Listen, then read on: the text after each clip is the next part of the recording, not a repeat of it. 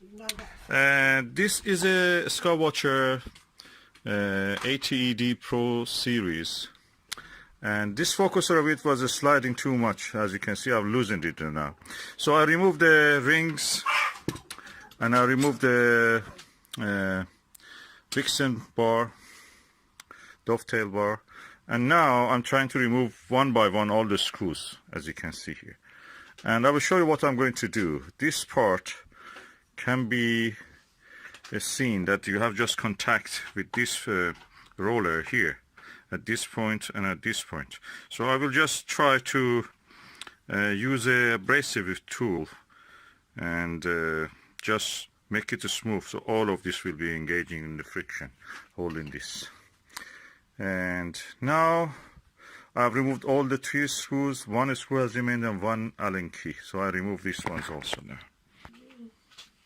Okay, I have removed all the 4 screws.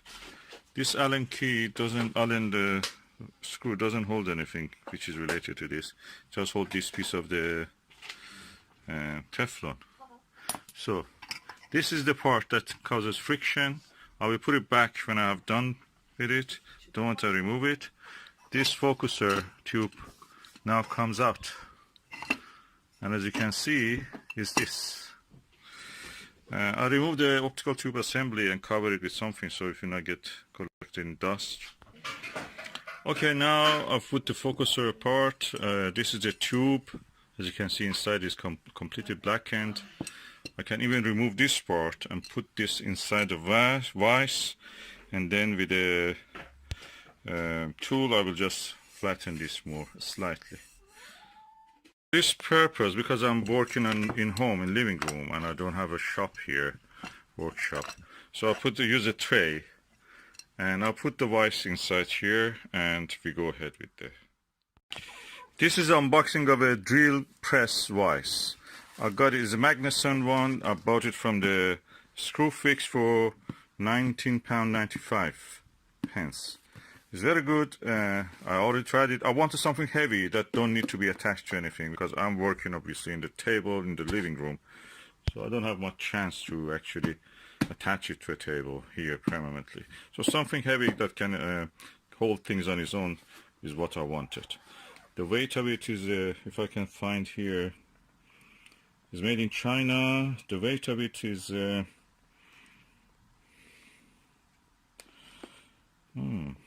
I think it's around 4 kilos, 4 to 5 kilos. Yeah, and let me open it now. This is the part that we have to take out.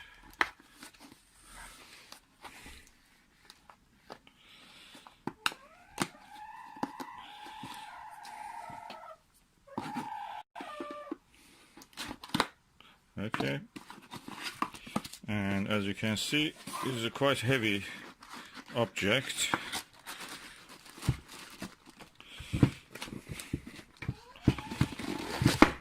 Oops, very heavy, so be careful when you're using this. This is the vise. Oh, this, I like this handle, can be maneuvered around. And yes, let's put it here. And yeah, that works nice. Now I can open it and close it as I want, and it's hopefully in that tray will be really good. I'll put it in the tray. As you see, it's really heavy, but what I will do, I will remove this, put it aside, because that's sliding on the surface of the wood. Push aside the tablecloth. This is wooden surface. I put this non-slipping tray, which has a good grip, as you can see, and I put the object that I want to do some work on it. This is this focuser tube of a Skywatcher telescope, ED80 Pro series. This is upper chromatic telescope. So I put it here. I try to use a little tissue here so it will not leave any mark on this, to make it workable easy. Okay, as you can see, I put the tissues here so it will not damage the surface of the tube, and I will gently now tighten it up. I don't want to really make it too tight. I just gently do this, and we'll show you the result. I may remove this part also first. Okay, I have now tightened this up. It doesn't move, and I will try to remove it. Probably I will not try to remove this even. I'll leave it there. But I will bring now my tool to actually do some work on this surface to make it smoother. At the moment, it just, you can see this side engages. The middle part doesn't engage. So practically means it is like a meniscus. It's like a valley dipping. It's a cavity there.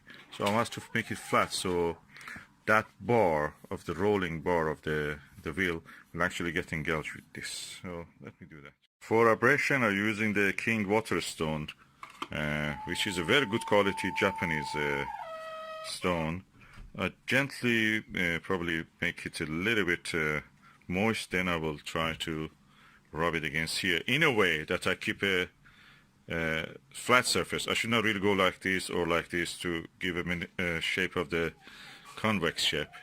It's very cool. I want to make it completely flat, so I have to be very careful with this. To make this wet, I just use a little bit of this water and I'll put it on this. So I'll work with it now. Okay, as you can see here, I'm using this side of the thing, this waterstone, because it's rougher, and the edge of this flat area is gradually expanding toward the center. So when they're reaching the center, that means it is done. So I move it all the way here, and that way I will have a good surface for grip of the wheel of the focuser. I will continue until it is done. Okay, when you are doing this, you have to be very careful. The thickness of the area that you are doing will vary gradually as you move along the length. So this area is a little bit wider, abrasion was a little bit higher, and here sanding was a little bit smaller amount of the material is removed. It was ideal if I could have a mill and just mill this part, but I don't have, or any other tool like planer. But with this one I can do it. I have to just be watching that I get a uniform line. This line has a different thickness here, these two lines, and I have to make sure that the middle part is equal in all things. And for that I have to make sure this is wet first of all, and this surface is wet. I just drop with my finger, I'll put a few drops here, and I'll try to hold this with one hand and make sure that my waterstone is always horizontal to this surface. So uniformly I will remove the material from this, and it's not much. I can just do it gradually. Okay, I think I have now a good grip surface for the, I don't want to continue to the middle, and that is a risk I'm not going to take for non-uniformity. This middle part has got a little bit more abrasion because when I'm using this tool, this waterstone, from this side the middle part gets also some abrasion, from this side also gets some material removed, so the center is a little bit more lost material here. But I feel that is surface that I like to have. I will try it. If it works and can hold the eyepiece and moves smoothly, what's wrong with that? That's good. I will go with this.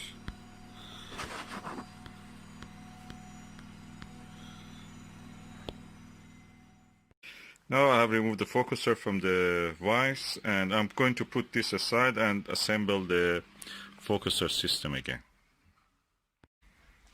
Okay, before that I make sure that it's clean. I use a kitchen towel or any tissue or any rag that you have, a little bit wet, and just wipe this up.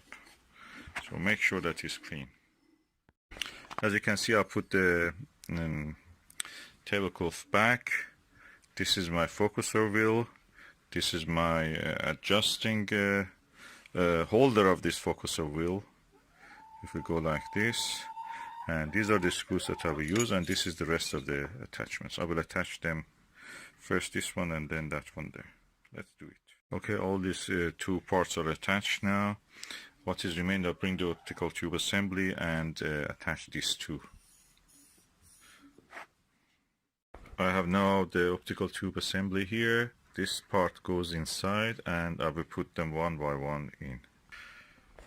The tube just slides in, and now I'm going to put the wheel, the focuser wheel, and then the other parts. I will show you. Okay, I've put the focuser wheel, and now I'm going to attach the screws. This is not attached at the moment, it just hold by the weight of this. Okay, I have now put the screws, but I have to tighten them. You have to make sure the center of this is at the center of this part, the tube. So these two should be center to center. So I can adjust it, slightly bring this that way, so it will be centered. Okay, now everything is attached. Oh, that's good friction. I can see the good friction. Let me just put it on the tube. I'll put the rings on and then attach it to a mount. Okay, now the telescope optical tube assembly is inside the cradle of rings, and one by one I can tighten them up. I will go ahead and do this. Okay, now I've tightened the rings, and now I will bring the mount. It's a Dobsonian mount for the Skywatcher Heritage Virtuoso. I've installed the mount, the optical tube assembly with the wicks and dovetail, and everything else is installed. As you can see, it's quite nice and easy to move the tube. You can hear the friction.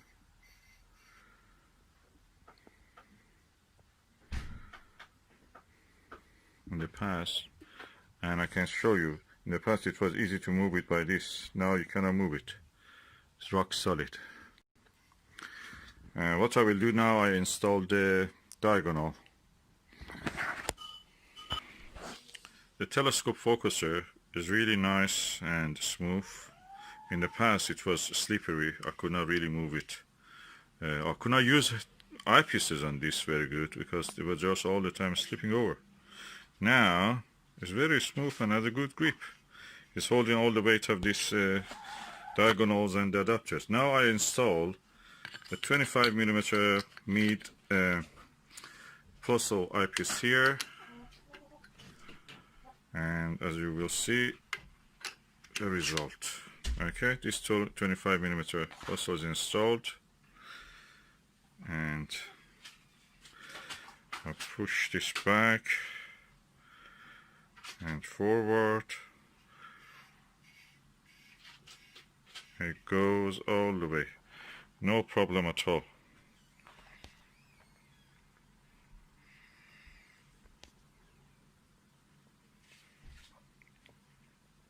Of course, the length of this is now increased, so the balance is now gone off balance. So I'm just pulling it back so the telescope will be in balance again. I tighten up the Dobsonian mount also. Let's look at something now just for the end, good end.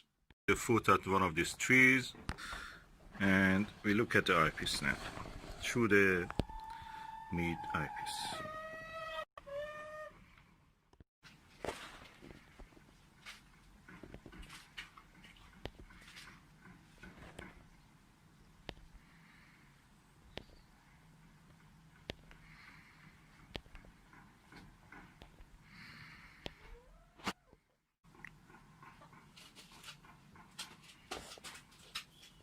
I need a third finger to tap on the center of the image to bring it to focus, but as you can see, it's relatively in focus on the foot.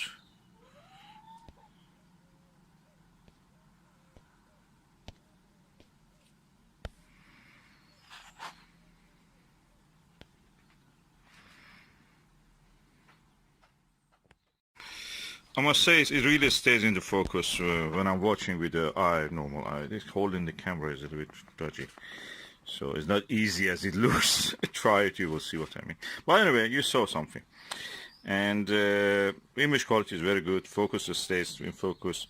Camera could not focus because it doesn't like to focus on one object. It wants to focus on the whole thing, and it cannot do what I want at the moment. I wish I had the third hand. I'm going to use now one of my relatively heavier eyepieces. This is a APM HDC 13mm 100 degrees eyepiece. It's a 2-inch one at this with this adapter that it has. So I have to remove this 2-inch adapter to one and put the eyepiece here. At the moment it's holding really well. Okay, now we have a good focus. Let me try. Can I move it smoothly? Oh, it does move without any problem. The focusing wheel really works. Look at this. Oh, in the past I couldn't really do this. Look, it works. So the remedy that I did is working. So let's just go and see through this one.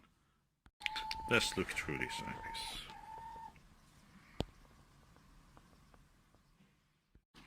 Now we are looking through the 100mm eyepiece.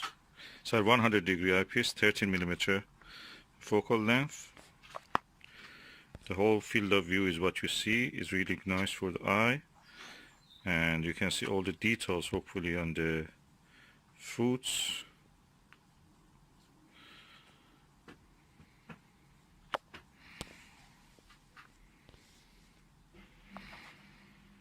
The shaking that you were seeing is because of my hand probably, or my heartbeat actually.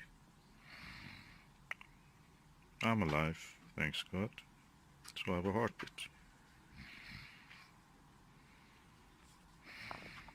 Let me try to move the focus a little bit. Okay, I'm going to focus on the leaves, on the background, and I'm going back to the fruit. I'm going autofocus all of that, and I'm going again into focus. No problem at all. So my remedy worked. The focusing wheel is actually accurate and it stays where it should be. It saved me £100 for buying a dual focuser practically by just using this simple remedy. I used the tool, £19–20 it cost me, and stone, which was around £20 about it, but £40 saved me £60. I can use those tools for any other thing I want.